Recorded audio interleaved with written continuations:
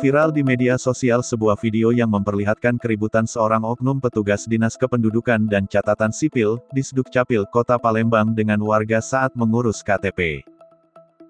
Dikutip dari Tribun Sumsel, video keributan itu dialami pemilik akun Instagram @amranwi yang selanjutnya menyebarluaskannya ke sosial media, Senin, tanggal 13 September tahun 2021.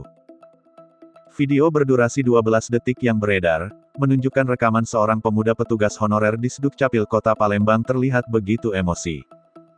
Pria itu terlihat berdiri dari tempat duduknya lalu berjalan dengan begitu emosi ke arah perekam video. "Sudah ngapo, Sano? Bukan aku nih nak melawan. Kamu tulah tuo, aku nih masih mudo. Sudah kenapa, sana? Bukan saya mau melawan. Kamu itu sudah tua, saya masih muda," ujar petugas tersebut dalam video yang beredar. Selanjutnya oknum tersebut terdengar menantang pria yang merekam video tersebut. "Payo kita begoco. Ayo kita berkelahi," ucapnya. Dalam video yang tersebar, perekam video juga terdengar emosi saat kejadian ini terjadi. Sementara itu, berdasarkan keterangan yang ditulis di akun tersebut, keributan terjadi lantaran pelayanan yang kurang baik dari petugas di Sdukcapil Kota Palembang.